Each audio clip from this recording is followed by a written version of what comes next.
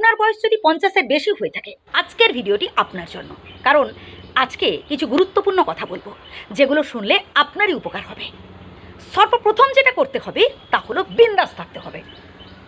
আমি আগের মতো রোজগার করতে পারি না, আমার বয়স হয়ে গেছে, আমি তো আর আগের মতো কাজবাজ করতে পারি না। না বন্ধু, এমনটা ভাবলে হবে না। মনে রাখবেন, আপনি আপনার বাড়ির কর্তা, আপনার কথাই হবে শেষ কথা। মনটাকে স্ট্রং রাখুন। নাম্বার 2, নিজেকে ভীষণভাবে বিজি রাখার চেষ্টা করুন। আপনার যেসব কাজগুলো করতে ভালো লাগে আপনি সেটাই করুন। আপনার গান শুনতে ভালো লাগে, গান শুনুন। খেলা দেখতে ভালো লাগে, খেলা দেখুন। মাঝে মধ্যে বাড়ির বাইরে থেকে একটু ঘুরে আসুন, প্রকৃতির সাথে মিশুন, মানুষজনের সাথে কথা বলুন, দেখবেন মন ভালো থাকবে।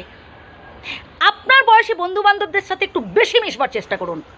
আপনি যখন আপনার বয়সী বন্ধুবান্ধবদের সাথে একটু মিশবেন, কথা বলবেন, তাদের সমস্যাগুলো শুনবার চেষ্টা করবেন, তখন দেখবেন আপনারই মনে হবে যে আপনার থেকে ওদের কষ্ট আরও অনেক বেশি। আপনার কাছে এই কষ্টগুলো কিছুই না। হ্যাঁ, একটা সময় আপনি হয়তো আপনার পরিবারের জন্য অনেক কিছু করেছেন, আর আপনি ভেবেছিলেন যে হয়তো পরবর্তীকালে তারা আপনাকে অনেক সম্মান করবে, তারা আপনাকে অনেক শ্রদ্ধা দেবে, অনেক কিছু করবে আপনার জন্য। কিন্তু এখন আপনি তাদের থেকে যতটুকুন পাচ্ছেন খুবই সামান্য, খুবই ন্যূনতম। কিন্তু এতে অখুশি হলে চলবে না প্রিয় বন্ধু, এতেই খুশি থাকতে হবে। মনে রাখবেন, আপনি আপনার ভালো লাগা থেকে করেছেন, আপনি আপনার ভালোবাসা থেকে, অর্থাৎ আপনি আপনার কর্তব্যবোধ থেকে করেছেন। এখানে তো চাওয়া পাওয়া থাকতেই পারে না। বরং বিধাতার কাছে কৃতজ্ঞ থাকুন যে তিনি আপনাকে যে সামর্থ্য দিয়েছেন, আপনি অপরের জন্য যে করতে পেরেছেন, এটাই আপনার কাছে অনেক। এই সামর্থ্য সবার থাকে না বন্ধু। এর পরের পয়েন্টটা তো আরও গুরুত্বপূর্ণ, তা হলো অতিরিক্ত আবেগের বশে, অতিরিক্ত ভালোবেসে ফেলে কাউকে এমন ধরনের কথা বলবেন না, বাবা তুই আমাকে ছেড়ে যাস না, তুই যদি আমাকে ছেড়ে চলে যাস আমি সব কিছু শূন্য দেখব। এই ধরনের কথা আপনি যাকেই বলবেন, সেই দেখবেন একটা সময় আপনার সাথে খারাপ ব্যবহার করতে শুরু করেছে। আসলে সে আপনার উইক পয়েন্টটা বুঝতে পেরে যাবে যে সে ছাড়া আপনি অচল। তাই সব কথা সবার কাছে বলার কোনো প্রয়োজন নেই। আপনার অর্জিত যা কিছু টাকা পয়সা, বাড়ি গাড়ি, যা কিছু আপনি অর্জন করেছেন, আপনার নামে রাখার চেষ্টা করুন।